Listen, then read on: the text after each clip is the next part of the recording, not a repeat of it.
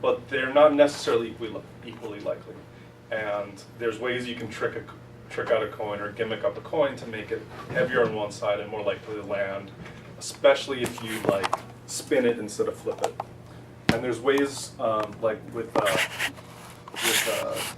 die to, well, in fact, like most dice that you buy have little pips drilled out of them, which means that the 6 side is lighter than the 1 side by just a little bit, which means most die that you buy are going to be a little biased. And people have studied this. Percy Diaconis does this stuff all the time, and he got some retiree to do like 6 million rolls of a die, and he's like 78 years old right now, but he was like a stage magician. I got to meet him once, and he does all this funny, crazy stuff. He's the one who proved that 7 shuffles of a deck are enough to completely randomize it, which is a fact you've probably heard. So, but casinos fill in those pips, so it's more fair. Like if you use a real professional die, they take care to make it better weighted. So, so a random variable is a model of a real world process. And we make a guess about the model, and then look at our data and try to figure out how it fits into that model. And if we're lucky and we guess right, then we can make good inferences. So there's a few ways. Well, another example here, though, is if you have a countable set of outcomes, the sample space is really easy. But if you have things like height, or like if you're throwing a dart at a dartboard, where is it going to land? These are not as easily described because it's more like a continuous variable. There's on a dartboard that any spot on the dartboard could be hit. And in fact, if you pick a spot on that dartboard and say, what's the probability of that dart hitting that spot? It's 0. You never, the probability of hitting any single spot, goes to 0. It goes to 0. So you can only talk about, in a continuous random variable, you only can talk about regions. I can ask, what's the probability of it going into the bullseye? And that's going to be, depending on your skill and how far you are away from it, there's going to be some probability of that. But I can't pick a spot and say I can pick a spot and say what's the probability of it hitting there, but the probability is 0.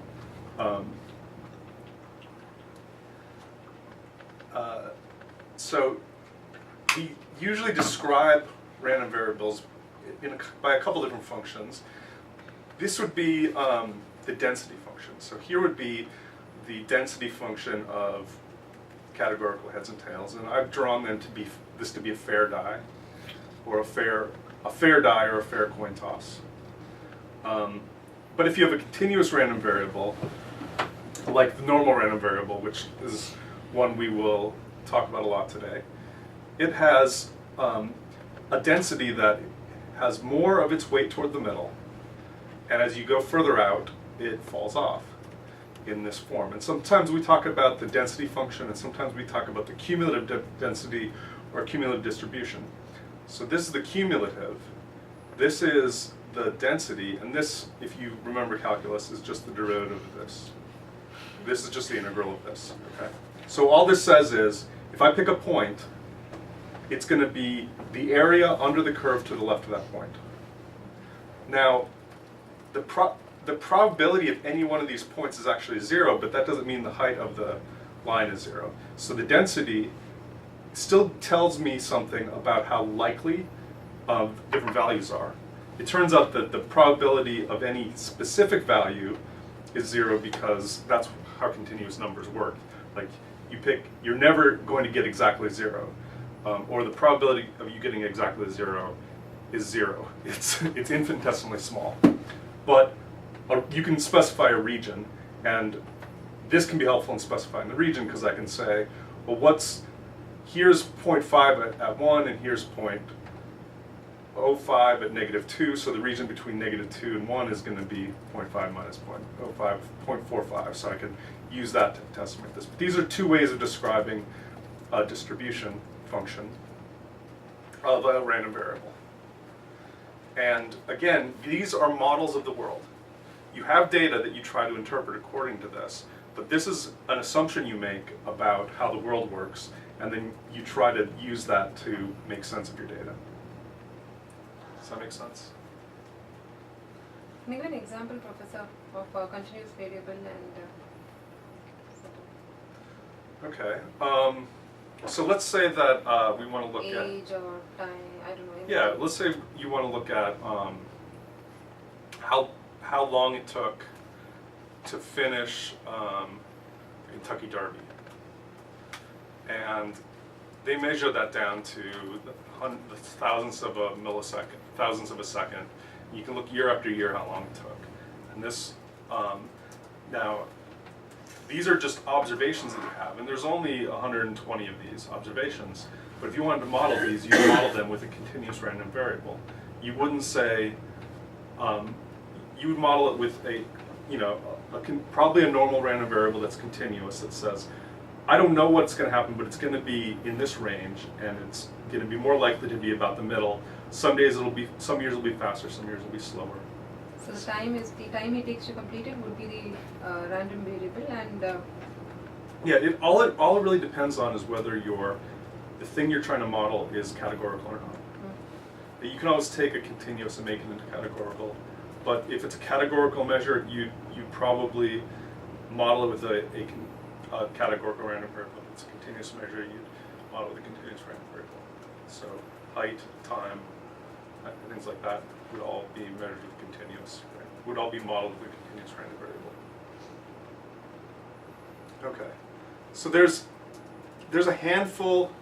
There's an incountably infinite number of random variables. There's very few restrictions on what constitutes a random variable. It has to be a function that has a defined range, and the sum of the density has got to equal 1.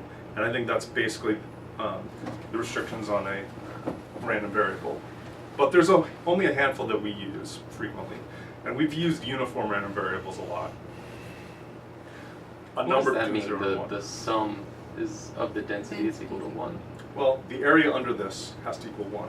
Or the other way is saying this asymptote's at 1. So you can't have more than one. It's the law of total probability. I mean, this is just an assumption of probability that, by definition, probability of all possible events sums to 1. Okay. So what does density mean, Professor? Density is the height of this function. That's all. That's all. Density would be, it's also called likelihood. So you can think of it as, likelihood is not probability, but it's akin to probability. It tells you how likely an observation would be relative to others. So the probability of, it's kind of weird, the probability of this point is still 0, but its likelihood is greater than the likelihood of this. Let's see how you see that point. Yeah. So, and a likelihood of this would be, this is still not unlikely.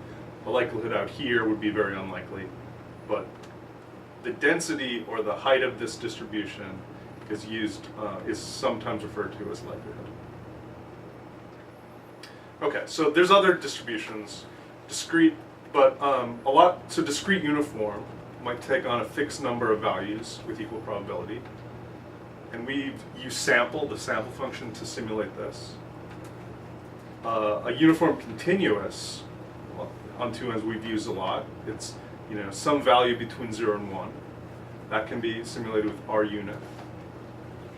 Binomial is another one, which says, which models a situation where you have a number of trials and and you have a probability of success, and you count how many successes did I have on that trial. So it might be I did this task 100 times, and each time maybe there's a 90% chance in getting it correct, and you'd expect the actual number you got correct out of 100 to follow a binomial distribution, which sometimes it would be 90, sometimes it would be 100, sometimes it would be 50, you know, so that's just describing that distribution. Binomial is not a continuous, it's a discrete random variable. It only takes on, you know, the values between 0 and n. It doesn't take on values between them. You know, you can't have 1.5 successes. So that's what a binomial random variable is. The normal random variable, it's the pretty commonly understood bell-shaped curve that has a mean and a spread.